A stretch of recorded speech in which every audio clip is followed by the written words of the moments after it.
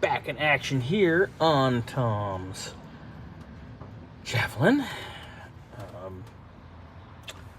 This one was a no-brainer. The front one, yeah. The one for the rear, on the other hand, the back side, because we had to reverse, so to speak, everything come out the right side instead of the left. Yeah, that was a real treat to make because it's multiple tight little bends.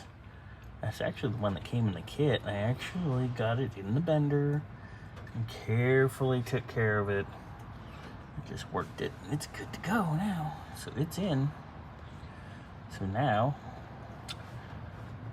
our front and rear. This is gonna go left front. This is gonna go right front. Of course, the one out the back is gonna go to the rear. The right front and the rear are gonna go out the back that way, along the old firewall there, and then down.